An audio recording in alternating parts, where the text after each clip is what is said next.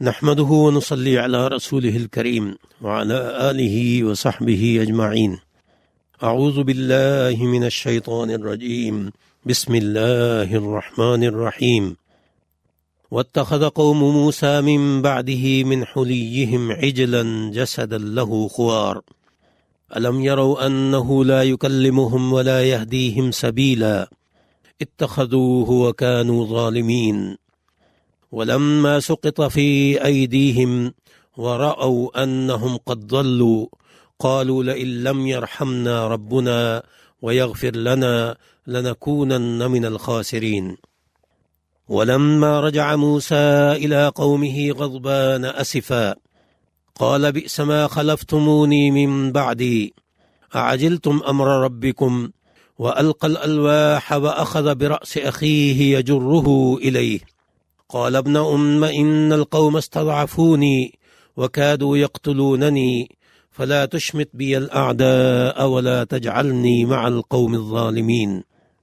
قال رب اغفر لي ولأخي وأدخلنا في رحمتك وأنت أرحم الراحمين. صدق اللہ العظیم. سامعین محترم، آپ نے سورہ اعراف کی آیات نمبر 148 تا 151 کی تلاوت سماعت فرمائی. اب ان کا ترجمہ سماعت فرمائیے. اور موسیٰ علیہ السلام کی قوم نے ان کے جانے کے بعد اپنے زیورات سے ایک بچھڑا بنا لیا. وہ ایک جسم سا تھا جس کی گائے کی طرح آواز نکلتی تھی. کیا انہوں نے یہ بھی نہ دیکھا کہ وہ ان سے بات بھی نہیں کر سکتا اور انہیں راستہ بھی نہیں دکھا سکتا؟ وہ اسے بنا تو بیٹھے مگر تھے ظلم ہی کرنے والے. اور پھر جب وہ لوگ پشیمان ہوئے اور یہ دیکھ لیا کہ وہ راہ سے بھٹک چکے ہیں تو کہنے لگے اگر ہمارے رب نے ہم پر رحم نہ کیا اور ہمیں معاف نہ کیا تو ہم نقصان اٹھانے والوں میں سے ہو جائیں گے. اور جب موسیٰ علیہ السلام اپنی قوم کے پاس غصے اور افسوس کی حالت میں واپس پہنچے تو انہوں نے فرمایا میرے بعد تم لوگوں نے میرا جانشین بن کر جو کچھ کیا بہت ہی برا ہے.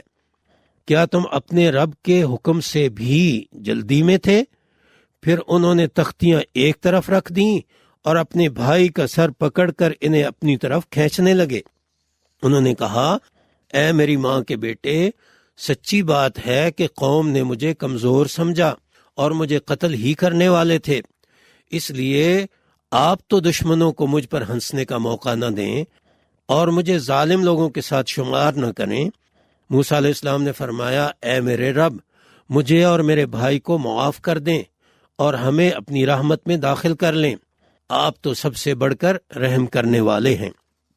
اتخذ کا معنی ہے اس نے بنا لیا، حلیہم ان کے زیورات، عجلن بچھڑا، جسدن جسم، خوارن گائے کی آواز، سقط فی ایدیہم وہ پچھتائے، رأو انہوں نے دیکھا، رجع وہ واپس لوٹا، غضبان غصے سے بھرا ہوا، اسفن افسوس کرتے ہوئے، بئس ما برا ہے جو کہ، خلفتمونی میرے قائم مقام بن کر کیا، کیا، عجل تم لوگوں نے جلدی کی، القا اس نے ڈال دیا، الواح تختیاں، یجرہ وہ اسے کھینچتا ہے، ابن ماں کے بیٹے، استضعفونی انہوں نے مجھے کمزور جانا، کادو قریب تھا کہ وہ، فلا تشمت تو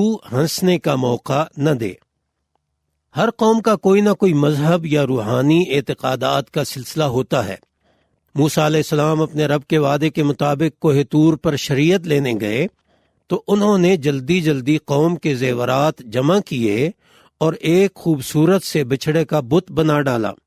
موسیٰ علیہ السلام پہلے بھی انہیں بت کو الہ بنانے سے روک چکے تھے، اس لیے حضرت ہارون علیہ السلام نے انہیں روکنے کی کوشش کی مگر وہ ان پر حملہ آور ہو گئے اور تشدد کیا.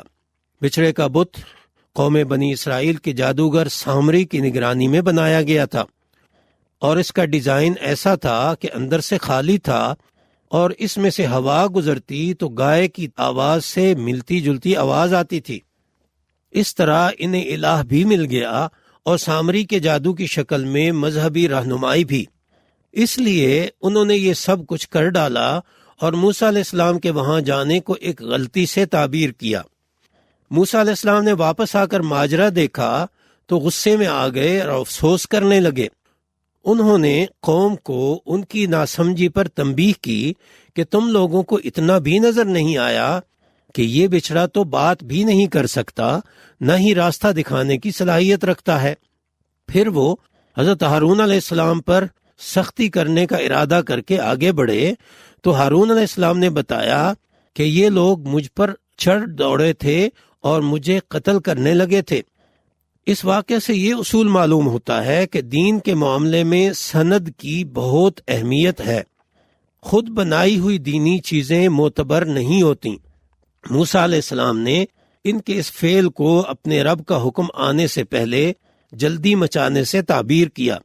ہمارے محدثین اسی لیے حدیث نقل کرتے وقت سند بیان کرنے کا اہتمام کرتے ہیں، اور ان کے ہاں جرح اور تعدیل کے علوم رائج ہیں تاکہ احادیث کی نبی کریم صلی اللہ علیہ وسلم تک نسبت کی اچھی طرح تحقیق ہو جائے۔ پھر احادیث کی نسبت معتبر ہونے کے کئی درجات متعارف ہوئے، اور ان پر عمل کو ان کے درجہ اعتبار کی بنا پر متعین کیا گیا۔ اس سے یہ اصول بھی معلوم ہوتا ہے کہ مذہبی آزادی مطلقاً آزادی نہیں ہوتی، بلکہ کم از کم وہ اصول تو متعین ہوں کہ کسی چیز کو مذہب کی تعریف میں تو لایا جا سکے۔ موسیٰ علیہ السلام نے ان کی بت سازی اور بت پرستی دونوں کا سد باب کیا، انہیں شرک کرنے کی ہرگز آزادی نہیں دی۔ قوم نے اس نظریے کے بانی یعنی سامری جادوگر کو آگے کیا تو موسیٰ علیہ السلام نے ان سے بھی پوچھ تاچھ کی۔ اس نے بتلایا کہ یہ سب باتیں میرے دل میں آئیں اور میں نے یہ فارمولہ گھڑ لیا جو کہ کامیاب ہوا۔ موسیٰ علیہ السلام نے بچھڑے کو جلا کر سمندر میں بہا دیا اور پھر قوم کو اس کی بے ثباتی کی طرف متوجہ کیا۔ اس پر قوم نے معافی مانگی اور توبہ کی۔ حضرت موسیٰ علیہ السلام نے اپنے لیے اور ہارون علیہ السلام کے لیے بھی اللہ تعالیٰ سے معافی مانگی اور یوں بچھڑے کا سلسلہ ختم ہوا۔ حضرت موسیٰ علیہ السلام کی آخری دعا یہ تھی کہ اے اللہ ہمیں اپنی رحمت میں داخل فرما۔ یہی دعا ہر مومن کو مانگتے رہنا چاہیے۔